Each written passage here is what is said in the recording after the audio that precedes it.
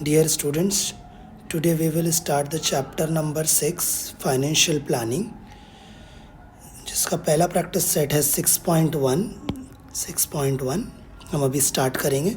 तो उसका पहला क्वेश्चन है क्वेश्चन नंबर 1। तो Alka spend 90% of the money that she receives every month. इसका क्या मतलब हुआ कि अलका 90% खर्च करती है, स्पेंड करती है उसकी मनी का, that she receives every month, जो उसको हर महीने मिलता है। उसको हर महीने एक अमाउंट मिलता है, वो अमाउंट का 90% वो स्पेंड करती है यानी खर्च करती है। एंड और सेव और जमा करती है, सेव करती है 120 rupees. How much money does she get monthly. हमें ये बताना है कि उसे महीने कितने रुपए मिलते हैं। ठीक है, तो स्टार्ट करेंगे क्वेश्चन को सॉल्व करना। तो अभी इस क्वेश्चन में, हाँ, ये पहला क्वेश्चन है 6.1 का। तो मैंने कुछ प्रेजेंटेशन पार्ट भी इसमें रखा है।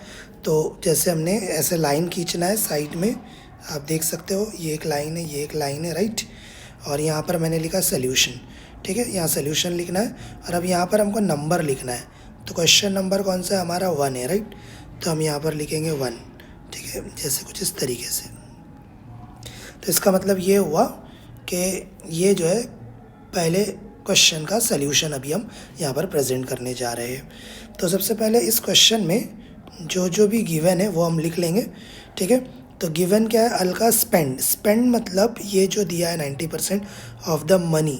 ठीक है, मनी का, आप उसको जो महीने हर महीने जो अमाउंट मिल रहा है उसका 90% वो खर्च कर रही है। तो पहला दिया हुआ है स्पेंड, यानी हम उसको बोल सकते हैं एक्सपेंडिचर। ठीक है, लेकिन उससे पहले हमको ये पता होना चाहिए कि उसको हर महीने कितने रुपए मिल रहे हैं।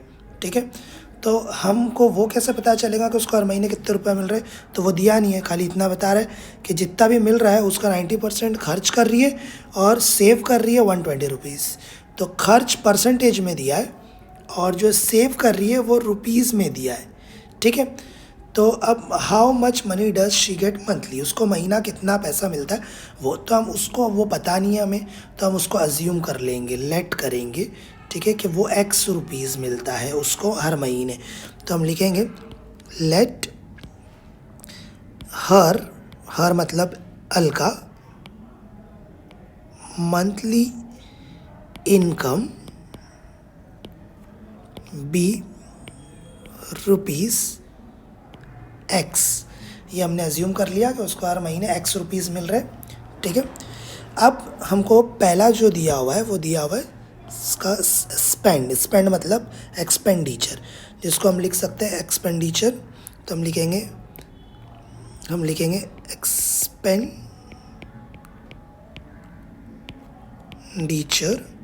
इज इक्वल टू, और वो दिया हुआ है 90%। ठीक है, 90% ऑफ द मनी। तो उसकी ये 90% किसका? उसकी मनी का। मनी कौन सी? जो मंथली इनकम है उसकी, मंथली इनकम, उसका मंथली इनकम, उसका 90% वो क्या करती है? एक्सपेंडिचर करती है, स्पेंड करती है, खर्च करती है।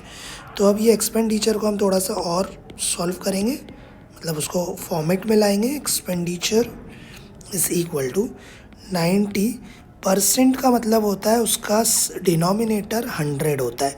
ठीक है, तो 90/100 हो जाएगा ये। तो 90% का मतलब हो गया 90 डिवाइडेड बाय 100। ठीक है, तो हर परसेंटेज का डिनोमिनेटर 100 होता है, तो 90 डिवाइडेड बाय 100।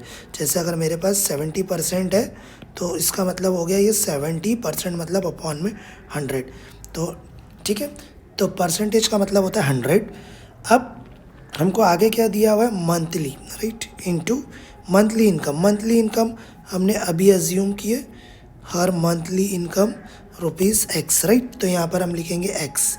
क्या लिखेंगे हम? एक्स। तो ये आ गया एक्स। ठीक है, तो एक्सपेंडिचर क्या हो जाएगा हमारा? एक्सपेंडिचर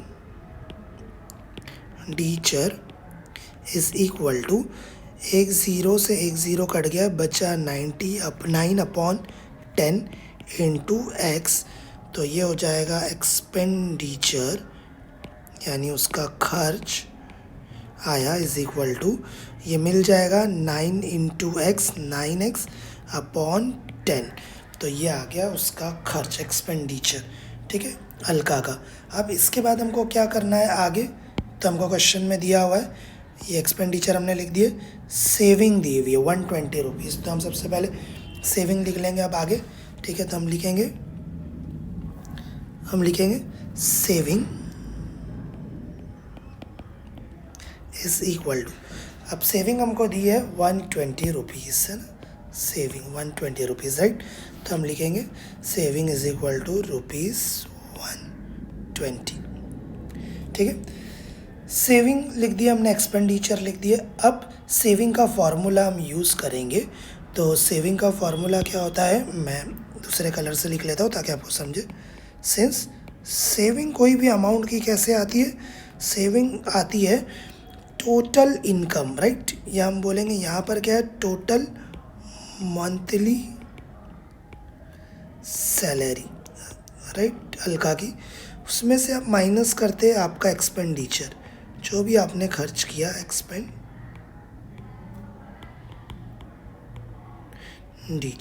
ठीक है। तो इस तरीके से आपकी सेविंग आती है, ये आप भी जानते हैं। तो देयरफॉर ये क्या हो जाएगा, सेविंग हमको पता है, सेविंग कितनी है हमारी, सेविंग हमने अभी यहाँ लिखा, सेविंग है ₹120, तो यहाँ पर हम लिख देंगे 120 इसके नीचे, ठीक है। तो ये हो जाएगा 120 is equal to total monthly salary या मंथली इनकम, है ना। तो वो हमने यहाँ निकाला, हर मंथली इनकम भी ₹X, राइट। तो यहाँ पर हम रख देंगे X, ठीक है। तो यहाँ पर आ जाएगा हमारा X, तो X माइनस, अब एक्सपेंडिचर में हमने अभी एक्सपेंडिचर भी निकाला यहाँ पर, राइट। ये हमारा एक्सपेंडिचर 9x अपॉन 10, तो हम यहाँ लिखेंगे 9x अपॉन 10। अब डिनोमिनेटर, अब यहाँ पर डिनोमिनेटर में से 10 हटाना है, तो पूरी इक्वेशन को 10 से मल्टीप्लाई करेंगे हम, ठीक है। तो ये कुछ इस तरीके से हो जाएगा। पहले हम लाइन खींच लेते हैं प्रेजेंटेशन के लिए,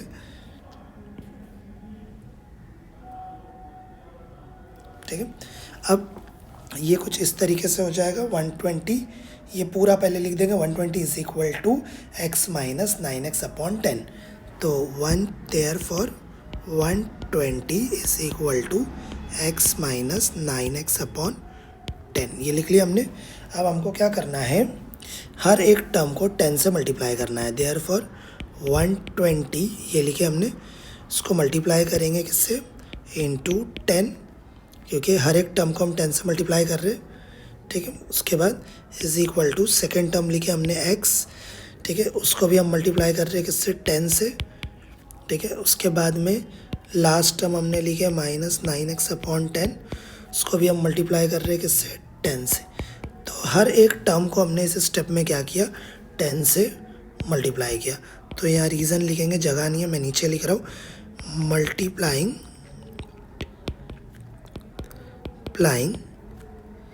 ईच टर्म बाय 10, ठीक है। तो अब ये हो जाएगा, देयरफॉर इसको हम मल्टीप्लाई करेंगे, 120 इंटू 10 हो जाएगा 1200 इज इक्वल टू, ये हो जाएगा x इंटू 10 हो जाएगा 10x माइनस, अब यहाँ हो जाएगा क्रॉस 10 से 10 कट गया, ठीक है, बचा क्या माइनस 9x, ठीक है। देयरफॉर अब हम 1200 जैसा कि वैसा इज इक्वल टू 10x में से 9x गए, बचा 1x, 1 हम कोएफिशिएंट में लिखते नहीं है, ठीक है। तो अब इसको सीक्वेंस में लाएंगे हम, तो therefore x is equal to 120, ये आ गया उसका मंथली अमाउंट जो उसको मिला, ठीक है। सॉरी, तो हम लास्ट में आंसर लिखना है, जिस पर आधे मार्क्स से आंसर हम लिखेंगे, इसका आंसर टोटल मंथली सैलरी उसकी, तो हम लिखेंगे टोटल मंथली सैलरी इज ₹1200,